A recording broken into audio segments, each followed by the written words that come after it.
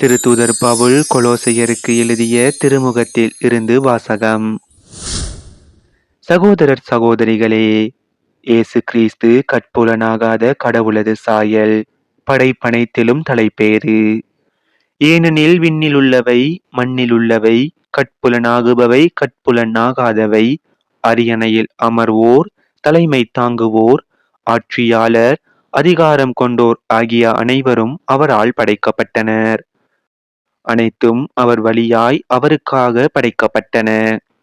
அனைத்துக்கும் முந்தியவர் அவரே, அனைத்தும் அவரோடு இணைந்து நிலை பெறுகின்றன. திருச்சபையாகிய உடலுக்கு தலையும் தொடக்கமும் அவரே. எல்லாவற்றுள்ளும் முதன்மை பெறுமாறு இறந்து உயிர் தெழுவோருள் அவர் தலைப்பேறு ஆனார். தம் முழு நிறைவும் அவருள் குடிக்கொள்ள கடவுள் திருவுளம் கொண்டார். சிலுவையில் இயேசு சிந்திய இரத்தத்தால் அமைதியை நிலைநாட்டவும், விண்ணிலுள்ளவை மண்ணிலுள்ளவை அனைத்தையும் அவர் வழி தம்மோடு ஒப்புரவாக்கவும் கடவுள் திருவுளம் கொண்டார். இது ஆண்டவர் வழங்கும் அருள் வாக்கு. இறைவா உமக்கு நன்றி. இன்றைய தினத்துக்கு உரிய நற்செய்தி வாசகம். லூக்கா எழுதிய தூய நற்செய்தியில் இருந்து. அக்காலத்தில் பரிசேயரும் மறைநூல் அறிஞரும் இயேசுவை நோக்கி, யோவானுடைய சீடர்கள் அடிக்கடி நோன்பு இருந்து மன்றாடி வருகிறார்கள். பரிசேயர்களின் சீடரும் அவ்வாறே செய்கின்றனர். உம்முடைய சீடரோ உண்பதும் குடிப்பதுமாக இருக்கின்றனரே என்றார்கள். இயேசு அவர்களை நோக்கி, மணமகன் மணவிருந்தினர்களோடு இருக்கும் வரை அவர்களை நோன்பு இருக்க செய்யலாமா? ஆனால் மணமகன் அவர்களை விட்டு பிரிய வேண்டிய காலம் வரும், அப்போது அவர்களும் நோன்பு இருப்பார்கள் என்றார். அவர் அவர்களுக்கு ஓர் உவமையையும் கூறினார். எவரும் புதிய ஆடையிலிருந்து ஒரு துண்டை கிழித்து அதை பழைய ஆடையோடு ஒட்டு போடுவதில்லை. அவ்வாறு ஒட்டு போட்டால் புதிய ஆடையும் கிழியும், புதிய துண்டும் பழையதோடு பொருந்தாது. அதுபோல பழைய தோற்பைகளில் எவரும் புதிய திராட்சை மதுவை ஊற்றி வைப்பதில்லை.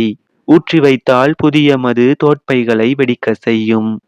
மதுவும் சிந்தி போகும், தோற்பைகளும் பாழாகும். புதிய மதுவை புதிய தோற்பைகளில் தான் ஊற்றி வைக்க வேண்டும். பழைய திராட்சை மதுவை குடித்தவர் எவரும் புதியதை விரும்ப மாட்டார், ஏனெனில் பழையதே நல்லது என்பது அவர் கருத்து. இது நம் கிறிஸ்து இயேசு வழங்கும் வாழ்வு தரும் நற்செய்தி. கிறிஸ்துவே உமக்கு புகழ். இன்றைய தினத்துக்கு உரிய சிந்தனை துளிகள். நேற்று என்பது வரலாறு, நாளை என்பது எதிர்நோக்கு, இன்று என்பதே யதார்த்தம் எனும் கூற்றை கேள்விப்பட்டிருப்போம். இயேசு தன் சீடர்களுக்கு அன்றைய நாளின் இருத்தலை உணர்ந்து செயல்பட வழிகாட்டுகின்றார். லைவ் இன் த பிரசன்ட் என்பதும் நிகழ்காலத்தை கொண்டாட வேண்டும் என்பதுமே அவருடைய செய்தியாக இருக்கின்றது. உலக நாட்டங்களிலிருந்து சீடர்கள் விலகி இருக்க வேண்டும் என்றாலும் மக்கள் வாழ்வியலோடு அவர்கள் தொடர்பில் இருக்க வேண்டும் என உணர்த்துகிறார். நோன்பு என்பது முகவாட்டத்துடன் கூடியதாக அமையாமல் பெற்ற கொடைகளுக்கான நன்றியின் செயல்பாடாகவும் மகிழ்வின் அடையாளமாகவும் இருக்க வேண்டும் என நோன்பிற்கான புதிய வரையறையை தருகின்றார். நிகழ்காலத்தை கொண்டாடுவதே பொருளுள்ள வாழ்க்கை முறை என தெளிவுபடுத்துகின்றார்.